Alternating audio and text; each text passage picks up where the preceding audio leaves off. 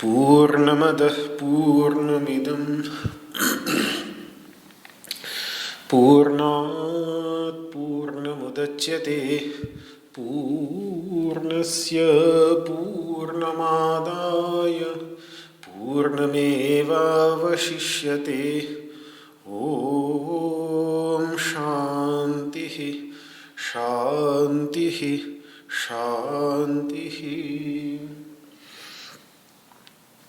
वसुदेवसुतं देवं कंसचाणूरमर्दनं देवकी परमानन्दं कृष्णं वन्दे जगद्गुरुम्।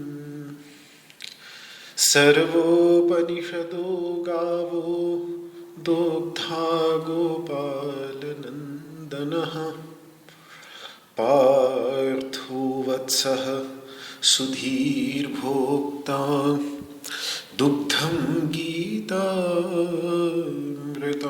महत्।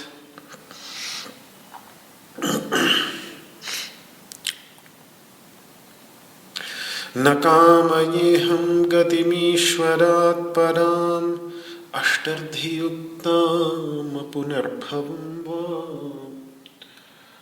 आर्तिं प्रपद्येऽखिलदेहभाजाम् अन्तस्थितो येन भवन्त्यदुःखाः।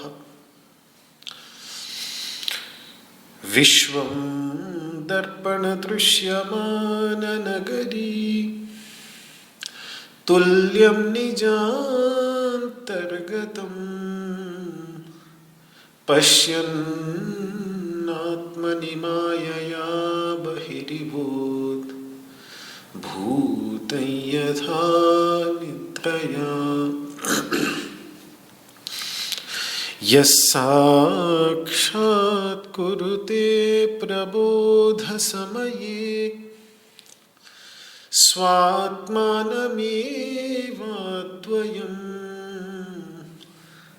तस्मै श्रीगुरुमूर्तये नमः इदं श्रीदक्षिणामूर्तये।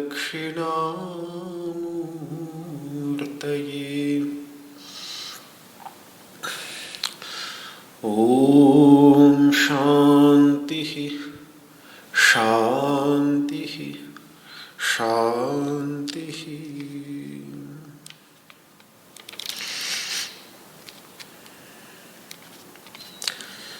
ओम नमो भगवते वासुदेवाय।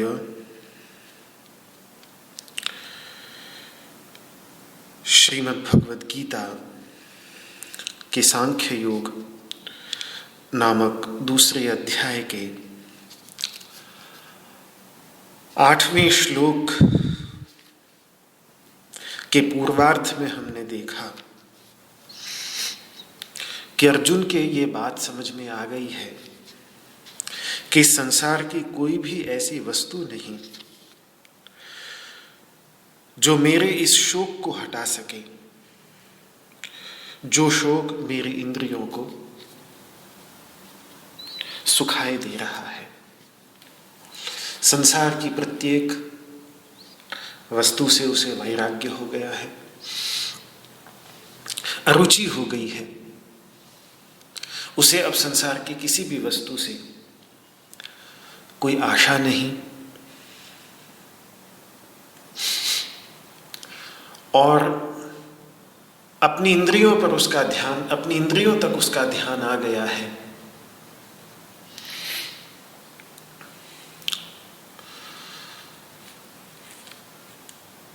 लेकिन अभी उसे उस तत्व का साक्षात्कार कराना बाकी है जो इंद्रियों के अंदर वाले छोर पर चैतन्य तत्व, चैतन्य प्रकाश विद्यमान है, जिसे मैं कल बता रहा था कि उपनिषदों की वैदिक भाषा इंद्र कह देती है, क्योंकि इंद्र का अर्थ ही है इदंद्र, इस सबको देखने वाला। तो वही गीता और महाभारत की भाषा में उसको ऋषिकेश यानी इंद्रियों का ईश्वर और गोविंद यानी इंद्रियों का पालक, इंद्रियों का स्वामी। जब वो वहां पहुंचेगा तभी उसके इंद्रियों को सुखा देने वाले शोक की निवृत्ति होगी। निश्चित श्रेय वहीं जाकर मिलेगा। गीता हमें वहीं ले जाने के लिए बनी है।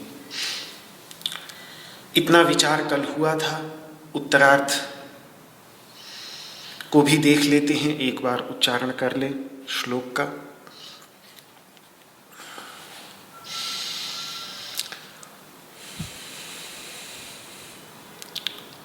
दूसरे अध्याय का 8वां श्लोक। नहि प्रपश्यामि ममापनुद्यात् यच्छोकमुच्छोषणमिन्द्रियाणाम् अवाप्य भूमा वसपत्नमृद्धम् राज्यं सुराणामपि चाधिपत्यम्।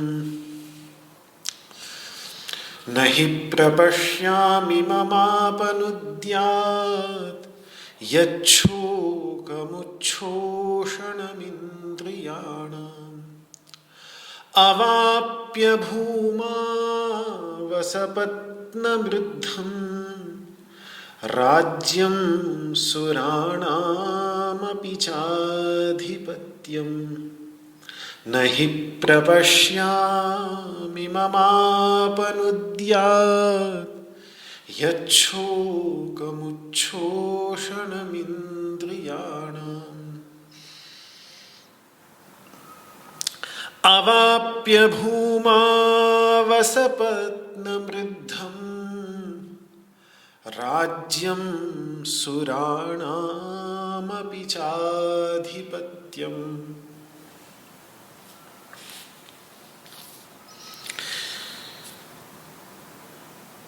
मुझे ऐसा कुछ भी नहीं ठीक ठीक दिख रहा जो मेरी इंद्रियों को सुखा देने वाले इस शोक को हटा सके। इस पृथ्वी पर शत्रुविहीन समृद्धिशाली राज्य प्राप्त करके भी, और यहाँ तक कि देवताओं का आधिपत्य, देवताओं का साम्राज्य प्राप्त करके भी मेरे इस शोक की निवृत्ति नहीं हो सकती। तो यहां बीच में कृष्ण कह सकते थे कि तुम्हें नहीं दिख रहा है कि तुम्हारे शोक की निवृत्ति कैसे होगी? अरे तुम्हारे शोक का कारण है कौन? ये शत्रु ही तो है तुम्हारे शोक का कारण। इन्होंने ही कब से परेशान कर रखा है। पहले तो तुम ठीक ठाक थे, जब तक इंद्रप्रस्थ के सिंहासन पर तुम और तुम्हारे भाई धर्मराज युधिष्ठिर बैठे हुए थे, जब तक उनको छल द्वारा द्यूत क्रीड़ा में, जुए में हराकर वनवास के लिए नहीं भेजा गया, तब तक सब ठीक ही था, कोई समस्या थी ही नहीं। तो अरे अर्जुन उठो, इन शत्रुओं को मारो, खत्म करो। कब से जंगलों में भटका रहे हैं तुम्हें। इनको मारते ही तुम्हें कुरु साम्राज्य मिल जाएगा, हस्तिनापुर का सिंहासन मिल जाएगा, बस सारी समस्या खत्म, सारा शोक खत्म। युद्ध ही तुम्हारे शोक की निवृत्ति करेगा और कुछ नहीं। इसलिए खड़े हो जाओ, युद्धस्व, युद्ध करो। कदाचित ऐसा कह सकता था कोई, तो इस पर अर्जुन का उत्तर यही आता है कि युद्ध मेरी समस्या का समाधान इसलिए नहीं क्योंकि युद्ध केवल दो वस्तुएं मुझे दे सकता है। यदि विजय प्राप्त हो गई और मैं जीवित रहा तो इस भूमि पर कुरु देश का साम्राज्य मुझे मिल जाएगा, और यदि हार गया और वीर गति को प्राप्त हो गया, जीते जी तो हारेगा नहीं अर्जुन, मारा ही जाए तब अलग बात, तो फिर स्वर्ग की प्राप्ति होगी। पर दोनों ही मेरे शोक की निवृत्ति कर पाने में सक्षम नहीं। दोनों ही मेरे अंतर्गत जो ये दुख है, इस दुख की निवृत्ति कर पाने में सक्षम नहीं। वही सांख्य का निश्चित श्रेय का विचार कि न इस संसार में दिखने वाले उपाय और न धर्म के मार्ग पर चलकर जो पारलौकिक साधन मिलते हैं, पारलौकिक उपाय मिलते हैं, दोनों के दोनों ही दुख की निवृत्ति कर पाने में पूरी तरह से सक्षम नहीं होते। ये विचार सांख्य दर्शन के मूल में है। तभी जाकर व्यक्ति तीसरी बात खोजता है। इहलोक भी बाहर है और परलोक भी बाहर है, तो फिर वो अपने अंदर ढूंढता है। तो जो विचार वहां सांख्य दर्शन के अंतर्गत निश्चित श्रेय के संदर्भ में, जिसको निश्रेयस भी कह देते हैं, उसके संदर्भ में बात कही, वही घटना यहां घटित होती हुई अर्जुन के साथ इस श्लोक के उत्तरार्थ में, कि सबसे बड़ा दृष्ट उपाय, ऐहलौकिक उपाय यही हो सकता है कि किसी के हाथ में पूरा राज्य आ जाए, साम्राज्य आ जाए। तो इससे बढ़कर कौन प्रसन्न? वही तो पहला नागरिक कहा जाता है देश का। सारी शक्ति उसी के पास, सारी धन संपत्ति उसी के पास। तो इससे बढ़कर और इस संसार में क्या हो सकता है? दृष्ट उपाय। और अदृष्ट उपाय इससे बढ़कर क्या हो सकता है कि स्वर्ग छोड़ो, स्वर्ग का ही साम्राज्य मिल जाए। दोनों ही दृष्ट उपाय और पारलौकिक उपाय, इस संसार में दिखने वाले जो दुख निवृत्ति के उपाय हैं, और इस संसार के बाद परलोक में दिखने वाले जो दुख की निवृत्ति के उपाय हैं, दोनों की पराकाष्ठा अर्जुन सामने रख रहा है। और उसको ये साफ समझ में आ गया है कि मेरे शोक की निवृत्ति ये दोनों ही उपाय नहीं कर सकते, किसी एक अन्य ही उपाय की खोज करनी पड़ेगी। यही बात इस उत्तरार्थ में कह रहा है। श्लोक को देख लें, उत्तरार्थ को। अवाप्य, अवाप्य मतलब प्राप्त करके, उपलब्ध करके। राज्यम अवाप्य, राज्य प्राप्त करके। कहां पर? इस भूमौ, इस भूमि पर, इस पृथ्वी पर। और वो राज्य ऐसा जहां कोई भी सपत्न न हो, कोई भी शत्रु न हो। ऐसा राज्य असंभव है। राज्य पर बैठेगा और शत्रु न रहे, वहीं राज दरबार में ही सारे जी हुजूर बने खड़े रहते हैं कि कब मौका लगे और बस टांग खींच ले राजा की। सपत्न शब्द बहुत अच्छा शब्द है संस्कृत का। सहपतति एक अर्थ है, जब दो व्यक्ति सुख के एक साधन को प्राप्त करने के लिए उस पर एक साथ टूट पड़े, तो उनमें जो आपस में भाव रहेगा, सुख का साधन एक, चाहने वाले दो, और दोनों उस पर एक साथ टूट पड़ रहे हैं कि बस कैसे भी करके ये मुझे मिल जाए, उसके हाथ में न जाए। तो ऐसे दो व्यक्तियों का आपस में जो एक दूसरे के प्रति भाव होगा, पतति का अर्थ होता है टूट पड़ना, एक साथ टूट पड़ना, एक ही विषय पर एक साथ टूट पड़ना। तो उनमें आपस में जो भाव रहेगा वैर का ही भाव होगा, मित्रता का भाव तो कभी हो नहीं सकता। तो वो वैर का भाव, बस वही सपत्न भाव है। यानी यूं कह लीजिए दूसरे शब्दों में, प्रतिद्वंद्विता का भाव, प्रतिस्पर्धा का भाव, होड़ का भाव। तो उस भाव से संपन्न व्यक्ति ही सपत्न कहलाता है। तो कुल मिलाकर अर्थ हो गया शत्रु। राज्य मिल भी जाए लेकिन उसको प्राप्त करने की होड़ में और भी हो जो आए दिन परेशान करते फिरें और हमेशा डर पैदा करें कि पता नहीं कब इनके षड्यंत्र सफल हो जाएं और राज्य मेरे हाथ से निकल जाए, तो ऐसा राज्य क्या ही सुख देगा। ऐसा राज्य तो दिन प्रतिदिन परेशान ही करेगा और करता ही है। पीछे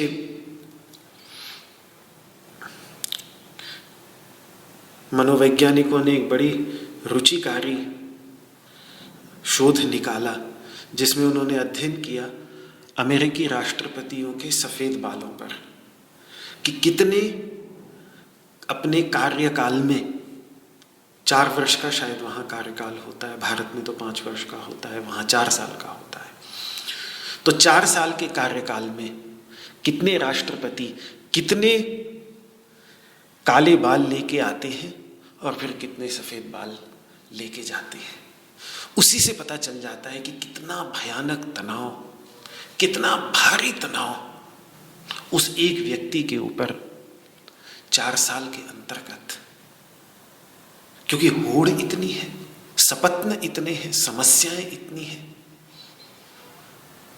तो ऐसे राज्य की बात नहीं अर्जुन कर रहा है, बल्कि ऐसे राज्य की बात कर रहा है जहां कोई हो ही ना ऐसा, जहां होड़ में कोई और हो ही नहीं, जहां कोई शत्रु हो ही नहीं, जहां अपना बिल्कुल निश्चिंत एकदम एक छत्र साम्राज्य, कोई डर नहीं।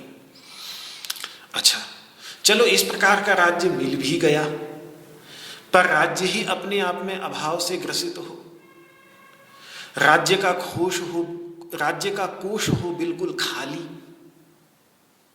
धन संपत्ति कुछ है ही नहीं, समृद्धि कुछ है नहीं, अकाल पड़ा हुआ है, पूरा राज्य भूखा मर रहा है और उस राज्य का राजा भी बेचारा भूखा मर रहा है, जैसे महाराजा रंतिदेव के जीवन में घटित हुआ। 40 दिन बाद खुद भोजन हाथ लगा तो राजा होने के नाते उनका कर्तव्य था कि सबको सबसे पहले खिलाने के बाद अगर कुछ बचे तो स्वयं खाएं, क्योंकि राष्ट्र के सेवक जो थे। तो मिला ही नहीं खाने को, 40 दिन निकल गए और 40 दिन बाद बड़ी मुश्किल से जैसे ही थोड़ा सा भोजन हाथ लगा तो वो एक कुत्तों के साथ में चांडाल आ गया। उसने कहा मैं भूखा हूं, तो तुरंत अपना भोजन भी उसको समर्पित कर दिया।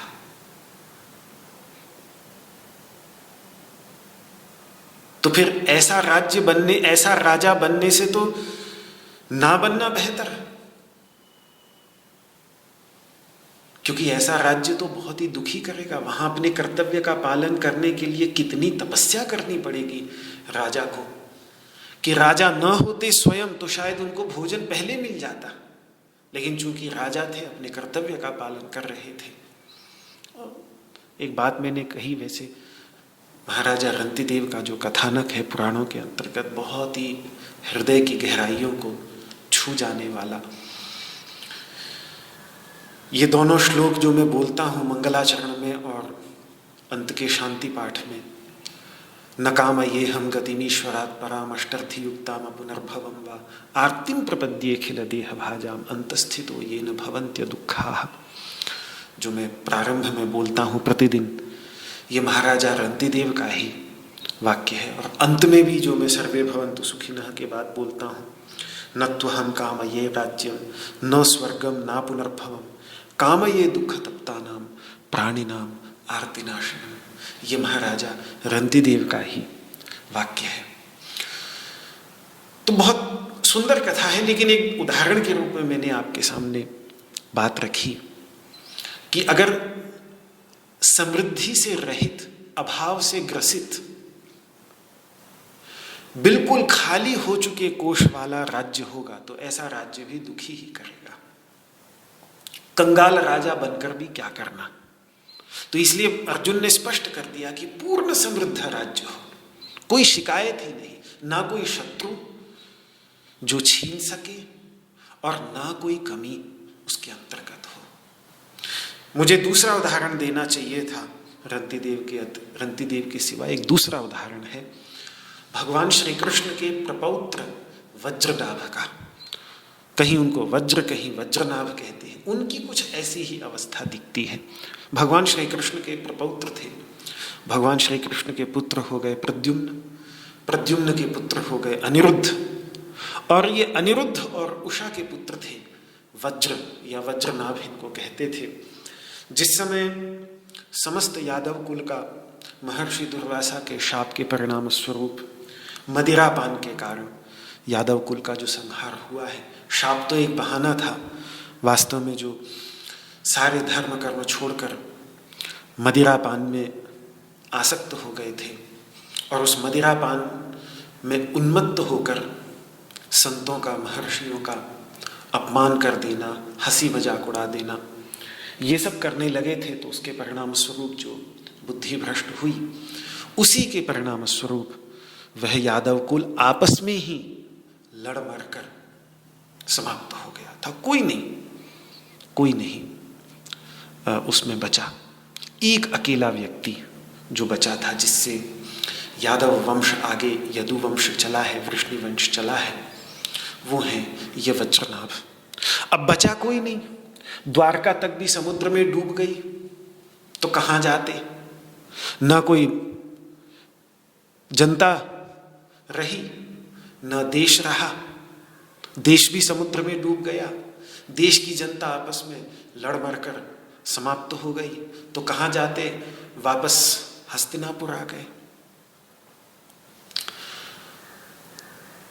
क्योंकि पांडवों के उत्तराधिकारी और हस्तिनापुर के महाराजा उस समय जो थे परीक्षित, अभिमन्यु के पुत्र, रिश्ते में भी लगते थे क्योंकि सुभद्रा के पुत्र अभिमन्यु थे।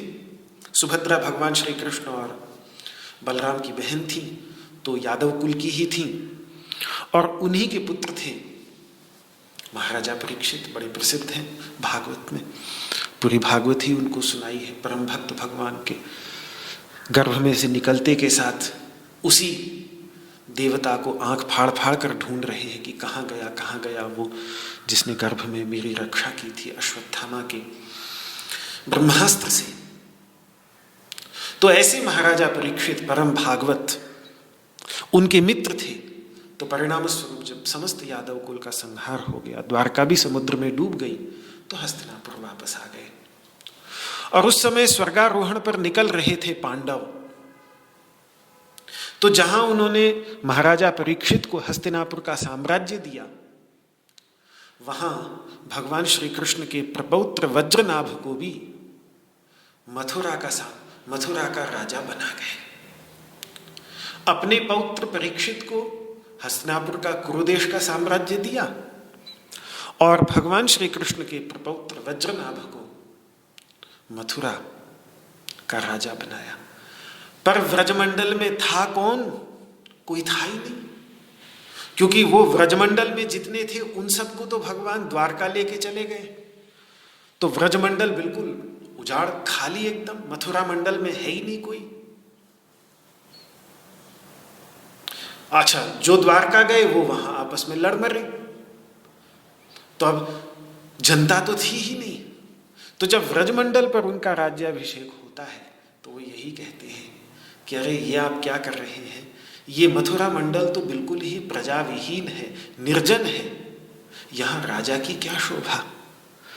अरे जब तक दो चार लोग जयकारा लगाने वाले न हो, महाराज की जय हो, महाराज की जय हो, तब तक राजा की भला क्या शोभा। तो ऐसे राज्य की बात नहीं कर रहा है अर्जुन कि जहां राज्य तो पूरा लेकिन न प्रजा, न धन, न संपत्ति, सब कुछ खत्म। ऐसे भी राज्य का क्या करना जहां होड़ जबरदस्त हो, प्रतिस्पर्धा हो, शत्रु भरे पड़े हो, तो ऐसे राज्य से किसी को वैराग्य हो जाए, अनासक्ति हो जाए, अरुचि हो जाए, तो समझ में आता है कि चलो पिंड छूटा। लेकिन अर्जुन वैसे राज्य की बात नहीं कर रहा है। ऐसा राज्य जिसमें शत्रु भरे पड़े हो, ऐसा राज्य जिसमें समृद्धि ना हो, वो शोक की निवृत्ति ना कर सके तो समझ में आता है। लेकिन अर्जुन तो ये कह रहा है कि वो राज्य पूरी तरह से शत्रु से विहीन भी क्यों ना हो, पूरी तरह से रिद्ध यानी समृद्धिशाली हो, तब भी ऐसा भी राज्य मुझे प्राप्त हो जाए पृथ्वी का, तो भी ऐसा राज्य मेरे शोक की निवृत्ति कर पाने में बिल्कुल भी सक्षम नहीं हो सकेगा। तो ठीक है, यदि इस पृथ्वी का साम्राज्य शोक की निवृत्ति नहीं कर सकता तो फिर देवताओं का साम्राज्य प्राप्त कर लो। तुम तो पहले ही इंद्रादि देवताओं के साथ युद्ध करके हरा चुके हो, और उनको हराकर असुरों की तरह देवलोक का साम्राज्य रावण की तरह नहीं प्राप्त करना चाहते, तो फिर जो इंद्र पद को प्राप्त करने का मार्ग पौराणिक ग्रंथों में बतलाया है, शतक्रतु, कि 100 अश्वमेध यज्ञ करने पर इंद्र पद की प्राप्ति होती है, तो लड़ लो, युद्ध कर लो, और उसके बाद 100 अश्वमेध यज्ञ कर लेना। 1 अश्वमेध तो करेंगे ही धर्मराज युधिष्ठिर, तुम 100 कर लेना, तो इंद्रपद की प्राप्ति कर लोगे तो तुम्हारी समस्या का समाधान, देवताओं का साम्राज्य मिल जाएगा। तो कहते हैं नहीं महाराज, सुराणाम अपि चाधिपत्यम, देवताओं का आधिपत्य भी अगर मुझे प्राप्त हो जाए, देवताओं का भी साम्राज्य मुझे प्राप्त हो जाए, तो भी वो मेरे शोक की निवृत्ति नहीं कर सकेगा, न ऐहिक उपाय और न पारलौकिक उपाय। पुराणों में देवताओं का आधिपत्य 2 प्रकार का दिखता है। मैं थोड़ा भेद करता हूं पुराणों में और वेदों में, क्योंकि वेदों में जब देवताओं की चर्चा होती है, जैसे मैं अभी कह रहा था कि पुराणों के अंतर्गत इंद्र को शतक्रतु कहते हैं, तो पुराणों में जब इंद्र को शतक्रतु कहा जाता है तो वहाँ ये समझा जाता है कि कोई एक स्वर्गलोक होगा जिसकी राजधानी अमरावती होगी, और वहाँ पर सिंहासन होगा। उस सिंहासन पर कोई व्यक्ति तभी जाकर बैठ सकता है जब उसने इस पृथ्वी पर 100 क्रतु यानी अश्वमेध, क्रतु का अर्थ होता है यज्ञ, 100 अश्वमेध यज्ञ किए हो, ऐसा पुराणों के अंतर्गत निरूपण है। यही शतक्रतु शब्द जो मूल रूप से वेदों से लिया गया है, वहां शतक्रतु शब्द का बहुत ही भिन्न अर्थ होता है। वहां इंद्र का अर्थ होता है हमारे अंतर्गत विद्यमान चैतन्य सत्ता, जो देवता यानी इंद्रियों का स्वामी है। बहुत ही भिन्न आध्यात्मिक अर्थ जो वेदों के अंतर्गत लिया जाता है कि देवता वेदों में इंद्रियों के वाचक होते हैं। आप यजुर्वेद के 40वें अध्याय को ही उठाकर देख लीजिए, जिसको ईशावास्योपनिषद कहते हैं, नैन देवाः आप्नुवन् पूर्वमर्षत्। इस आत्म तत्व को देवता प्राप्त नहीं कर पाते, वो पहले ही वहां पहुंच जाता है। तो वहां का अगर आप शांकर भाष्य देखेंगे तो देव शब्द का अर्थ वो इंद्रियां ही करते हैं।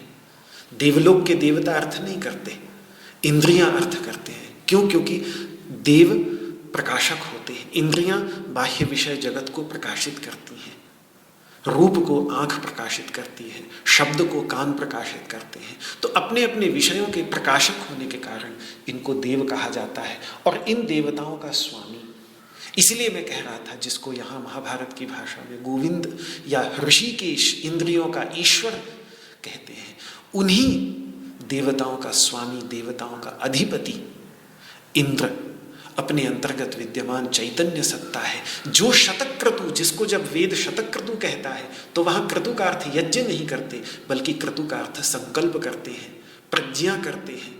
तो शतक्रतु का अर्थ होता है कि जिसके अंतर्गत ही ये अनेकों संकल्प और ये अनेकों प्रज्ञाएं उत्पन्न होती हैं। इन प्रज्ञा, ये जो हमें अनेकों प्रकार के ज्ञान होते हैं, अनेकों प्रकार के कर्म करने के लिए, शब्द बोलने के लिए संकल्प निकलते हैं, इन सब के मूल में वही हमारे अंतर्गत शतक्रतु इंद्र होता है। तो पौराणिक शब्दावली वही होती है, क्योंकि पुराणों ने शब्दावली जो ली है वो वेदों से ली है, लेकिन उन्होंने उसको एक कथा कहानी के रूप में सरल तरीके से सामान्य जन उसको समझ सके, इसके लिए एक सामान्य जन की भाषा में उसको थोड़ा सा परिवर्तन हमको पुराणों के अंतर्गत दिखता है। वेदों में ऐसा नहीं, वेदों में गहरा चिंतन होता है। तो मैं यहाँ पौराणिक बात बार बार इसलिए कह रहा हूँ क्योंकि यहाँ पौराणिक ही बात है। और पुराणों में देवताओं का आधिपत्य जो है वो दो प्रकार का दिखता है, एक प्रकार का नहीं, केवल इंद्रपद ही नहीं है। इंद्रपद तो है ही स्वर्गलोक में जो सर्वोपरि पद है, लेकिन स्वर्गलोक तो सिर्फ तीसरा लोक है। 7 जो ऊपर के भुवन है, भूः भुवः स्वः, तीसरा भूमि के ऊपर भुवः अंतरिक्ष जिसको कहेंगे, उसके ऊपर स्वः स्वर्ग। इनके भी आध्यात्मिक अर्थ अलग हैं, पुराणों की दृष्टि से मैं कहूँगा तो स्वर्गलोक में सर्वोपरि पद है इंद्रपद, लेकिन फिर उनके ऊपर और लोक भी तो हैं, महालोक है, जनहलोक है, तपहलोक है और सत्यम, जो ये व्याहृतियाँ हम बोलते हैं, ओम भूः ओम भुवः ओम स्वः ओम महा ओम जनः ओम तपः ओम सत्यम ओम तत्सवितुर्वरेण्यं भर्गो देवस्य धीमहि, गायत्री मंत्र से पहले जो ये 7 व्याहृतियाँ बोलते हैं। तो तीसरी व्याहृति स्वरूप जो स्वर्गलोक है उसमें सर्वोपरि पद है इंद्रपद, लेकिन उसके ऊपर 4 लोकों में भी तो देवता रहते हैं। उनका आधिपत्य इंद्रपद में नहीं, उनका आधिपत्य ब्रह्मा जी के पद में है, प्रजापति के पद में है, जो सत्यलोक और ब्रह्मलोक में, पौराणिक ब्रह्मलोक के अंतर्गत रहते हैं। तो इसीलिए सुराण देवताओं का आधिपत्य पौराणिक दृष्टि से 2 प्रकार का है, एक इंद्रभाव और एक ब्रह्मा जी की अवस्था। दोनों में उसकी अरुचि यहाँ साफ दिख रही है और ये ठीक है, क्योंकि 8वें अध्याय में भगवान कहेंगे कि आब्रह्म भुवना लोका पुनरावर्तिनोर्जुन, स्वर्गलोक से तो व्यक्ति पुण्य क्षीण होने पे लौटता ही है, इसमें कोई शक नहीं।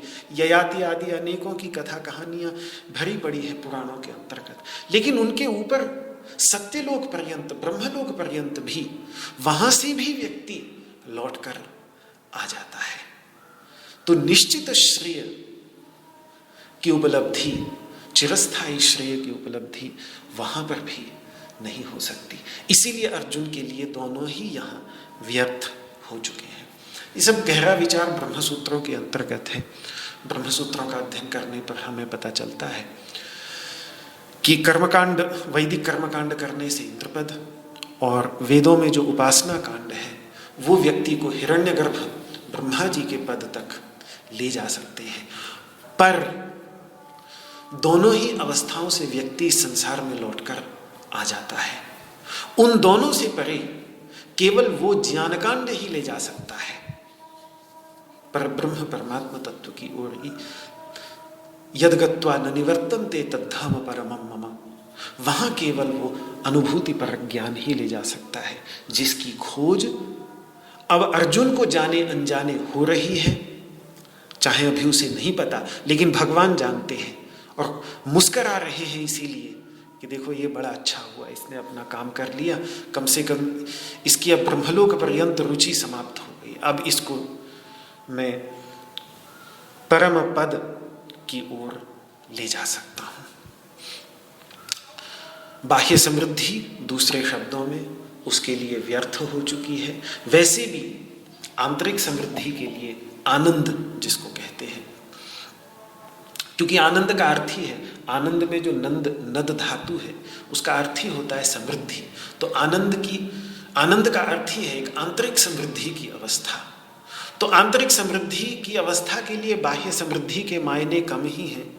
बाह्य समृद्धि ना भी हो तो व्यक्ति आंतरिक समृद्धि में चरमानंद की अवस्था में रह सकता है, और बाह्य समृद्धि के बीचों बीच रहते हुए भी आनंद से पूरी तरह रहित, तनाव से ग्रसित, दुखी, कष्ट से पीड़ित, मानसिक तनाव से संतप्त हो सकता है। तो बाह्य समृद्धि और आंतरिक समृद्धि ये बिल्कुल अलग चीज़ें हैं। हम सोचते हैं कि बाह्य समृद्धि होगी तो आंतरिक समृद्धि भी हो जाएगी, लेकिन ऐसा होता नहीं। वास्तव में बाह्य समृद्धि, मनोवैज्ञानिकों ने पुनः इस पर बड़ा कार्य किया है कि एक सीमा से अधिक, बल्कि उन्होंने तो फिगर तक दे दिया है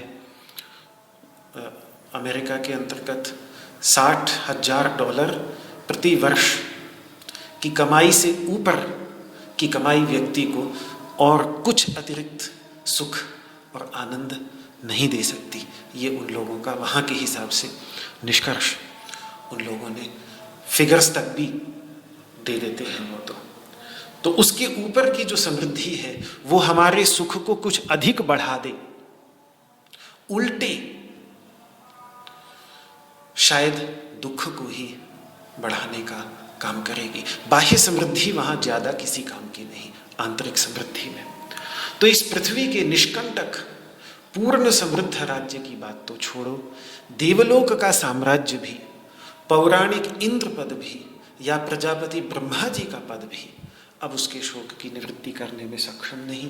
ब्रह्मलोक की प्राप्ति भी उसके लिए बेकार है। तो उसके लिए तीनों ही व्यर्थ हो चुके हैं। सार्वभौमत्व, सार्वभौमत्व मतलब चक्रवर्ती साम्राज्य, इंद्रत्व और ब्रह्मत्व, तीनों के तीनों व्यर्थ इसीलिए हो चुके हैं। और अध्यात्म साधना के पथक के लिए इसलिए ये व्यर्थ होते हैं क्योंकि ये सब कृतक होने के कारण उत्पत्ति विनाशशील हैं। इंद्र का पद ही नहीं, ब्रह्मा का पद भी, हम ब्रह्मा जी की भी जब संकल्प करते हैं कोई भी शुभ कर्म करते समय, कोई भी कर्मकांड करते समय, तो उस संकल्प में हम क्या बोलते हैं? ब्रह्मणोहनि द्वितीय परार्धे, ब्रह्मा के दिन में दूसरा परार्ध निकल चुका है, दोपहर के 12 बज चुके हैं, घड़ी की सुइयां चल रही हैं। और ब्रह्मा जी की भी उम्र 50 से ऊपर निकल चुकी है। 100 तक पहुंचते पहुंचते, भले ही उनकी ब्रह्मा जी की उम्र चाहे उनके कल्प के बराबर का एक दिन होता है, वो बात अलग है, लेकिन कहीं ना कहीं एक दिन जाकर इस ब्रह्मा के पद पर विद्यमान जो सत्ता है, जो भी वो जीव कह लीजिए, कुछ भी कह लीजिए, तो वो भी एक ना एक दिन ब्रह्मा के पद का विनाश हो जाएगा कृतक होने के कारण। उत्पत्ति विनाशशील है, नित्य नहीं। इसीलिए दुखों की ऐकांतिक और आत्यंतिक निवृत्ति कर पाने में ये तीनों ही असमर्थ हैं। उल्टे आचार्य शंकरानंद यहां तक कह देते हैं कि आत्मज्ञान के अभाव में, आत्म साक्षात्कार के अभाव में सार्वभौमत्व, इंद्रत्व और ब्रह्मत्व, ये तीनों के तीनों पद दुख के ही हेतु बनेंगे, कष्ट के ही हेतु बनेंगे, शोक के ही हेतु बनेंगे। वे आनंद के हेतु कभी भी नहीं बन सकते। और आत्मज्ञान के भाव में जब आत्मज्ञान हो जाए तब ये आनंद के हेतु बन जाए तो बन जाए, पर वो आत्मज्ञान इन पदों के अभाव में भी प्राप्त किया जा सकता है। यही ज्ञान वास्तव में व्यक्ति को आंतरिक समृद्धि, आनंद प्रदान करता है। ये उपनिषदों के अंतर्गत आनंद मीमांसा जहाँ पर कही है, वहाँ पर भी इन बातों पर बहुत विस्तार से विचार किया गया है। तो अब ये बात स्पष्ट हो गई कि केवल निश्चित श्रेय ही अर्जुन के शोक का उन्मूलन कर सकता है, और उस निश्चित श्रेय की प्राप्ति आत्मज्ञान के बिना असंभव है। उस निश्चित श्रेय की प्राप्ति इस लोक के और परलोक के उपायों से नहीं हो सकती। केवल जो अपने अंतर्गत ज्ञ तत्व है, ज्ञात्री तत्व है, दृष्टि तत्व है, क्षेत्रज्ञ तत्व है, उसके विज्ञान से ही हो सकती है। यही सांख्य, जो इस अध्याय का नाम सांख्य योग है, इसका नाम सांख्य योग है ही इसीलिए। शुरू में सांख्य योग नहीं दिखता, लेकिन आप देखें तो ये जो घटित हो रहा है अर्जुन के अंतर्गत, ये सांख्य योग की पहली सीढ़ी पार कर रहा है वो। तो अब दूसरे शब्दों में उसको ये समझ में आ गया है कि अब इस शोक की निवृत्ति केवल और केवल भगवान के शब्द, जो ऐसा ज्ञान प्रदान करने वाले हैं, अपने अंतर्गत विद्यमान चैतन्य तत्व का ज्ञान प्रदान करने वाले जो शब्द हैं, वो शब्द ही कर सकते हैं। और कोई भी इस शोक की निवृत्ति कर पाने में सक्षम नहीं।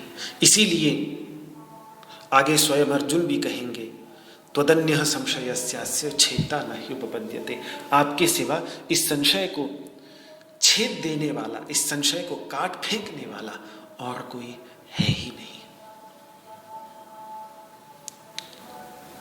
तो उपनिषदों के ऋषियों की भी यही अवस्था है कि जैसे बड़ा भारी परिश्रम करके, उपनिषदों के ऋषि कहते हैं कि बड़ी मेहनत करके, बड़ा परिश्रम करके प्राप्त किए हुए उपभोग के साधन इस जगत में क्षीण हो जाते हैं, इसी प्रकार से यज्ञ आदि पुण्य कर्म करके प्राप्त किए गए उपभोग के पारलौकिक साधन भी एक न एक दिन जाकर क्षीण हो जाते हैं। और ऐसे क्षयिष्णु, क्षीण हो जाने वाले सुख के साधन कभी भी चिरस्थायी सुख नहीं दे सकते। तो अब इतना जब उसके समझ में आ गया, तो अब उसे खोज किसी और लोक की नहीं, न इहलोक की है और न परलोक की, बल्कि केवल आत्मलोक की खोज है।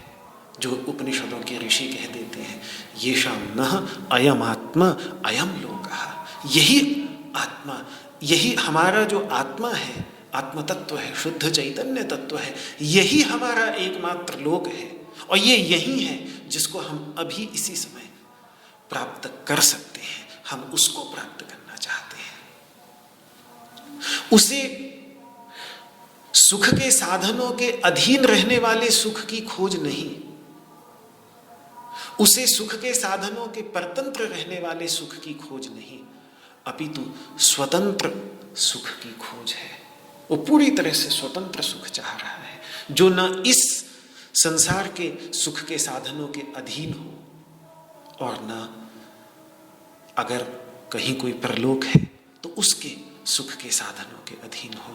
उसे अब कर्म से जीते हुए या पुण्य से जीते हुए लोगों की खोज नहीं, अपितु ऐसे आत्मलोक की खोज है जो नित्य प्राप्त है, जिसको प्राप्त बड़ा कठोर परिश्रम करके प्राप्त नहीं किया जाता और ना ही पुण्य संचित करके उसको प्राप्त किया जा सकता है। क्यों? क्योंकि वो नित्य प्राप्त है।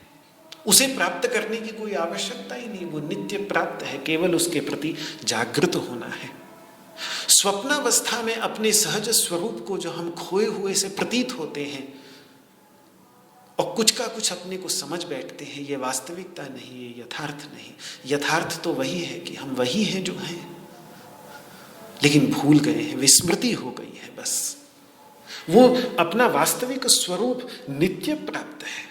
उस समय स्वप्न के समय में भी जब हम अपने को समझ रहे हैं कि हम वो पात्र हैं जिसके ऊपर स्वप्न का सिंह दौड़ रहा है, उस समय भी हम वास्तव में वही होते हैं जो बिस्तर के अंदर परमानंद में, गहराई में, नींद में सो रहा है। हम वास्तव में वो हैं, वो हमारा नित्य प्राप्त स्वरूप है, वो कभी हमसे खोता ही नहीं। तो उस नित्य प्राप्त स्वरूप की खोज है, किसी ऐसे सुख के साधन की खोज नहीं जिसको प्राप्त किया जा सके, क्योंकि जिसको प्राप्त किया जाएगा उसको खोना भी पड़ेगा। पौराणिक इंद्र अब उसके लिए बेकार हो गया, पौराणिक ब्रह्मा उसके लिए बेकार हो गए। अब काम का रह गया है उपनिषदों का इंद्र यानी इदंद्र, जो इस सब को देखने वाला चैतन्य तत्व हमारे अंतर्गत विद्यमान है, वो रह गया है उसके काम का।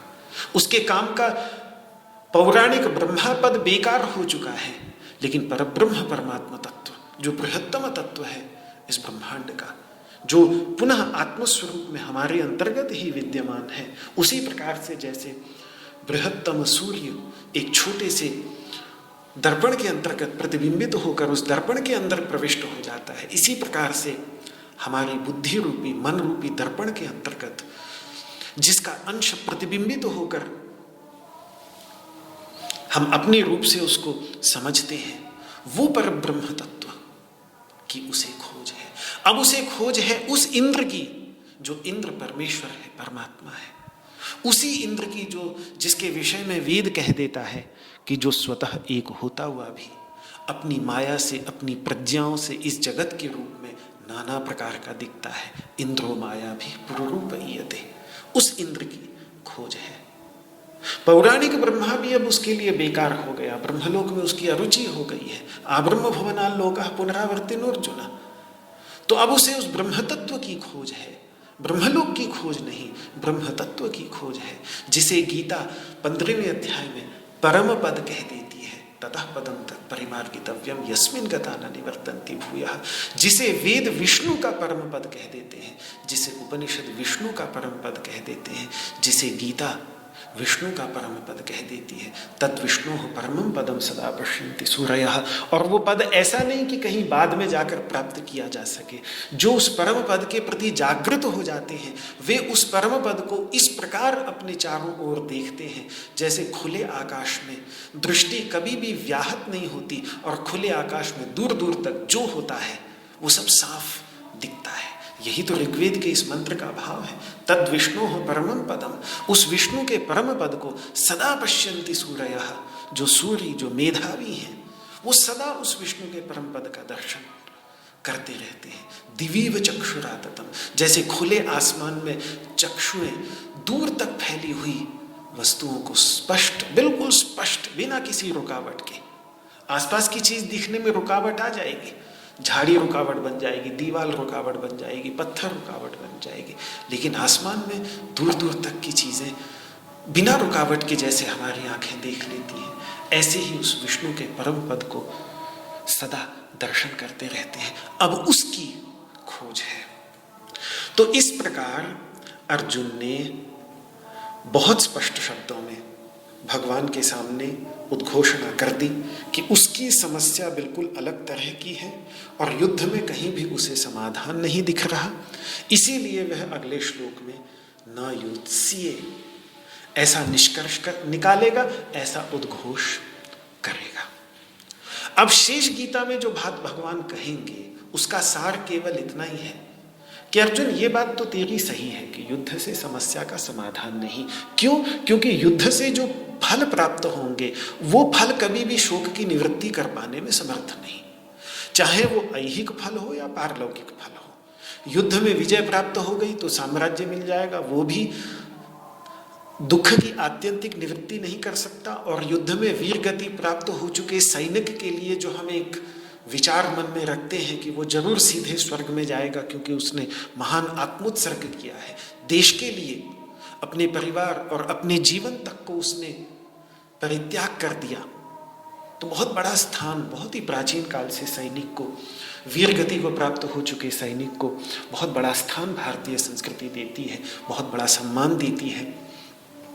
लेकिन वो सम्मान तक भी, वहां भी जब परलोक में भी जहां जाएगा वहां भी दुख की आत्यंतिक निवृत्ति हो जाएगी, इसकी संभावना नहीं है।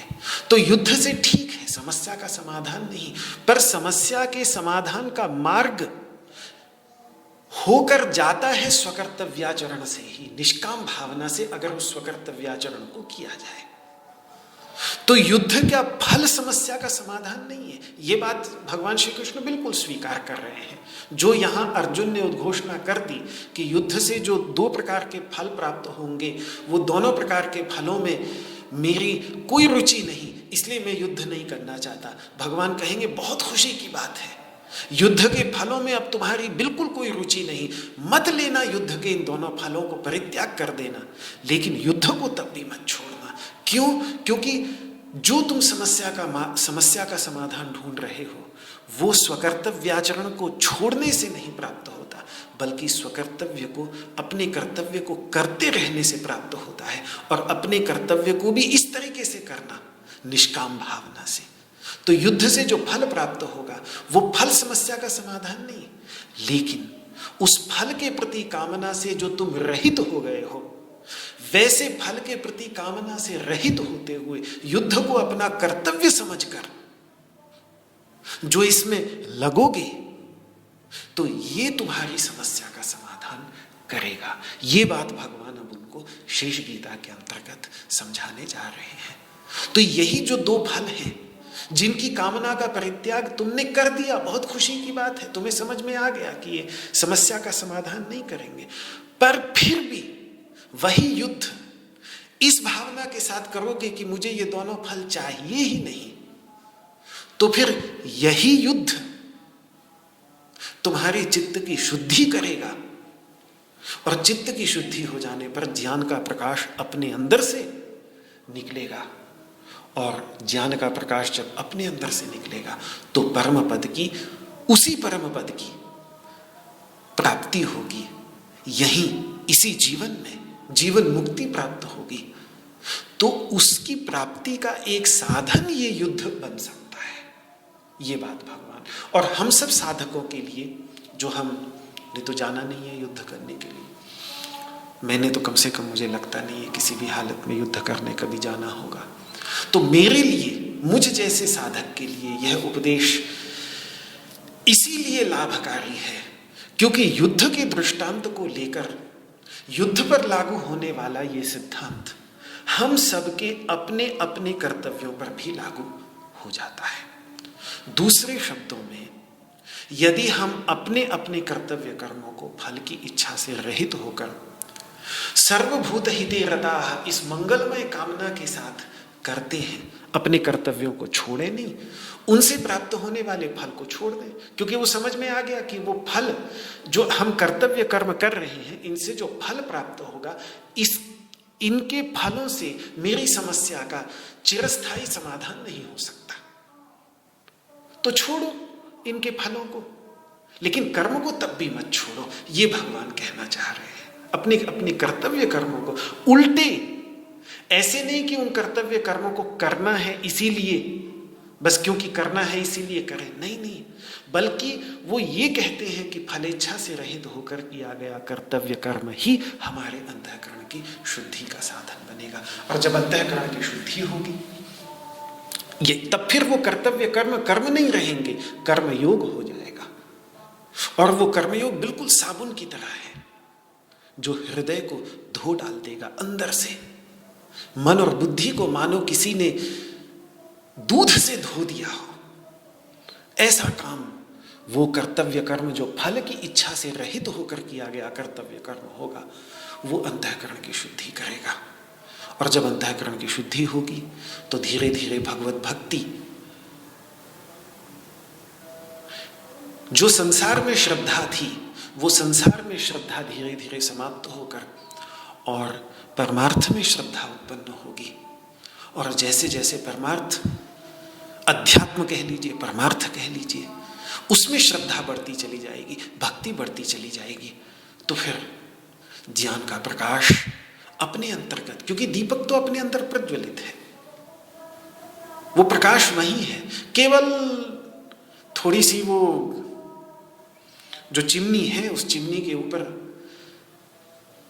कालिख जम गई है, काजल जम गया है, कालिख जम गई है, जिसके परिणाम स्वरूप न उस प्रकाश की गर्माहट महसूस हो रही है और न वो प्रकाश अंधकार की निवृत्ति कर पाने में सक्षम हो रहा है। फलेच्छा से रहित किया गया कर्तव्य कर्म उस चिमनी पर इकट्ठे हो चुके काजल को, कालिख को पोंछ देता है, साफ कर देता है। तो भक्ति की गर्माहट भी निकलने लगती है, प्रेम की गर्माहट भी निकलने लगती है। अद्वेष्टा सर्वभूतानां मैत्रः करुणा एव च, प्राणी मात्र के प्रति प्रेम, यही तो है भक्ति। तो प्राणी मात्र के प्रति सहज प्रेम, निस्वार्थ प्रेम भी अभिव्यक्त होने लगेगा और अपने वास्तविक स्वरूप का साक्षात्कार भी स्वतः ही होने लगेगा। फिर स्वभाव की समस्याएं स्वभाव के धरातल पर रहेंगी।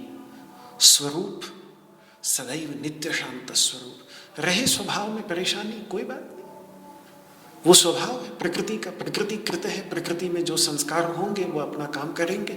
रामकृष्ण परमहंस के गले में भी कैंसर हुआ, दर्द तो उठता होगा स्वभाव में जरूर, लेकिन वो स्वरूप में पहुंच चुके थे। तो इसलिए स्वरूप में पहुंच चुके रामकृष्ण परमहंस के पास तक वो दर्द पहुंच नहीं पाता था, स्वभाव तक सीमित रह जाता था। तो इस प्रकार से अपने अपने कर्तव्य कर्म ही हमारी साधना बन जाते हैं। फलेच्छा से रहित होकर किए गए कर्तव्य कर्म ही हमारा साधन भजन बन जाता है। और बस यही साधन भजन श्रीमद् भगवद गीता अर्जुन को सिखाना चाह रही है। अर्जुन की परिस्थिति युद्ध की है तो युद्ध के दृष्टांत से समझा रही है। हम लोगों की अपनी अपनी परिस्थिति के अनुसार एक वेदों का प्राचीन सिद्धांत है। भगवान पतंजलि ने व्याकरण महाभाष्य के प्रारंभ में ही ये बात कही है कि वेद जब एक बात कहता है तो अपनी परिस्थिति के अनुसार उस बात को दूसरे तरीके से भी समझना होता है।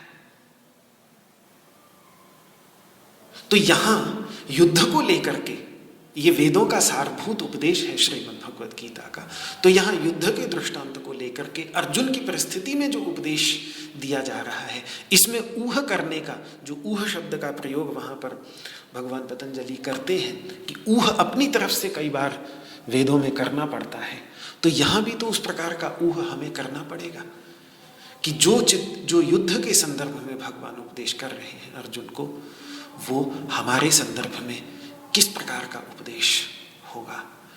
वो यही होगा कि फलेच्छा से रहित किया गया स्वधर्म ही सबसे बड़ी साधना है। स्वकर्मणा तमभ्यर्च्य सिद्धिम विन्दति मानवः, जो भगवान 18वें अध्याय में अपनी बातें समाप्त करते समय कहेंगे कि स्वकर्मणा, स्वकर्म से, अपने कर्म से, अपने कर्तव्य कर्म से उसी परमात्मा की पूजा, तो पूजा ही उनके लिए कर्तव्य कर्म के द्वारा पूजा है।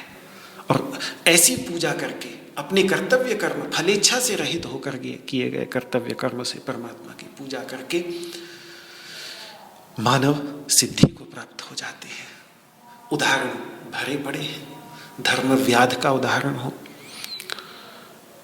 और आधुनिक काल में आ जाए तो देखिए कबीरदास जी के लिए कपड़े बुनना वही उनकी साधना बन गया। कपड़े बुनते बुनते ही कहाँ पहुंच गए। संत रविदास जी के लिए चमड़े के जूते बनाना ही साधना बन गया। जो जहां जैसा कर्म कर रहा था वही उसकी साधना बन गई। तो ज्ञान एवं पराभक्ति का मार्ग यही है, और तुम्हारी समस्या का समाधान बस इसी में है अर्जुन। ऐसा भगवान शेष गीता के अंतर्गत समझाने का प्रयास करेंगे। लेकिन उससे पहले एक बार तो अर्जुन का निष्कर्ष निकलेगा न योत्स्य, जो अगले श्लोक में हम कल देखेंगे। 9वें श्लोक के अंतर्गत जब इतना अर्जुन के कह चुकने के बाद, जब संजय महाराजा धृतराष्ट्र से कहते हैं कि इतना अर्जुन ने भगवान श्री कृष्ण को कहा, और अंत में ये कहकर कि न योत्स्य, मैं युद्ध नहीं करूंगा, ऐसा कहकर फिर वो चुप हो जाता है, पूरी तरह से चुप हो जाता है।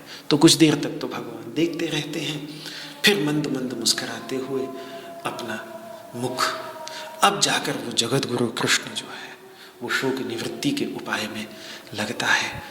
तो देखिए अशोच्यानन्व शोचस्तुम प्रज्ञावादांश भाषसे, एकदम वहीं से शुरू किया शोक निवृत्ति, और अंत में उपसंहार करते करते ये कहेंगे कि अर्जुन, ये न योत्स्य जो तुम कह रहे हो, ये अहंकार के वशीभूत होकर तुम कह रहे हो। न यदहंकारमाश्रित्य न योत्स्यैति मन्यसे मिथ्यैष व्यवसायस्ते प्रकृतिस्त्वां नियोक्ष्यति। जो अहंकार के वशीभूत होकर जो तुम ये सोच रहे हो कि मैं युद्ध नहीं करूंगा, ये तुम्हारा निश्चय बिल्कुल झूठा है। प्रकृति तुम्हें लगा देगी, तुम्हारे संस्कार तुम्हें इस युद्ध में लगा देंगे। जैसे ही थोड़ी देर में तुम विचार करोगे, लेकिन तब तक देर हो चुकी होगी। तो देर मत करो, समय इसका अभी है, अभी ही लगना पड़ेगा, और यही तुम्हारी सिद्धि प्राप्ति का मार्ग बन सकता है। बहुत खुशी की बात है कि इसके फलों में तुम्हारी अरुचि हो गई है, तभी तो ये तुम्हारी सिद्धि का मार्ग बनेगा। अब हटाओ फलों की इच्छा को और लग जाओ पूरी लगन के साथ अपने कर्तव्य के अंतर्गत। ये अंदर बाहर से तुम्हें धो डालेगा, जिसके बाद वही अवस्था जिसको तुम भिक्षाचर्या करके भी शायद प्राप्त कर पाओ न कर पाओ, निश्चित नहीं। बहुत सारे सन्यासी बन जाते हैं। प्राचीन काल से समस्या, बुद्ध के समय में भगवान शंकराचार्य ने चरपट पंजरे का भज गोविंदम के अंतर्गत बतलाया है कि किस प्रकार से बहुत सारे संसार छोड़ देते हैं, सन्यासी बन जाते हैं, साधु संत बन जाते हैं, लेकिन बस वो उदरम भरणार्थम बहुकृत वेश, पेट भरने के लिए ही बहुत प्रकार के वेश बना लेते हैं। साधना भजन कुछ होता नहीं है। तो वैसा कुछ हो तो उससे तो 1000 गुना यही अच्छा है। ये बात भगवान वहां शायद निश्चित नहीं कि सन्यास लेकर मिले न मिले, लेकिन ये जो मार्ग है अब अपनी कर्तव्य कर्म। और भगवान श्री कृष्ण की दृष्टि से तो सन्यास ही यही है। 6 अध्याय के प्रारंभ में कहेंगे, अनाश्रिता कर्म फलम कार्यम कर्म करोति यः ससन्यासी। कृष्ण का सन्यासी तो है ही वही जो कर्म के फल की इच्छा का परित्याग करके अपने कर्तव्य कर्म को करता रहता है। वही सन्यासी है, वही योगी है। ससन्यासी च योगी च न निरग्नि। जो अपनी अग्नियां बुझाकर घर छोड़कर निकल गया है, अक्रिय और कुछ नहीं कर रहा है। सन्यास तो बहुत कुछ करने के लिए लिया जाता है, बहुत कठोर परिश्रम करने के लिए लिया जाता है। अगर वो नहीं ले रहा तो उस मार्ग पर से भी व्यक्ति भटक जाता है। लेकिन ये मार्ग अर्जुन जो मैं तुम्हें बतला रहा हूँ, ये ऐसा मार्ग है कि ये निश्चित ही सिद्धि प्रदान करने वाला मार्ग। ये श्रीमद् भगवद गीता के अंतर्गत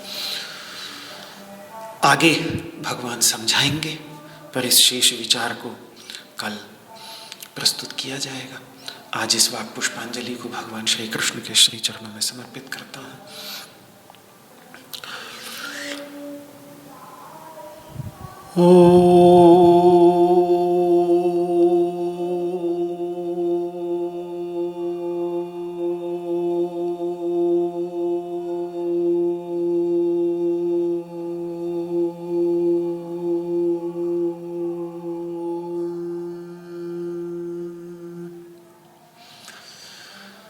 सर्वे भवन्तु सुखिनः, सर्वे सन्तु निरामयाः, सर्वे भद्राणि पश्यन्तु, मा कश्चित् दुःखभाग् भवेत्। ॐ शान्तिः शान्तिः शान्तिः। न त्वहं कामये राज्यं न स्वर्गं न पुनर्भवं, कामये दुःखतप्तानां प्राणिनाम् आर्तिनाशनं। श्रीकृष्णार्पणमस्तु। आपको मेरा हाथ जोड़ करके प्रणाम। जय श्री कृष्ण, जय श्री कृष्ण, जय श्री कृष्ण।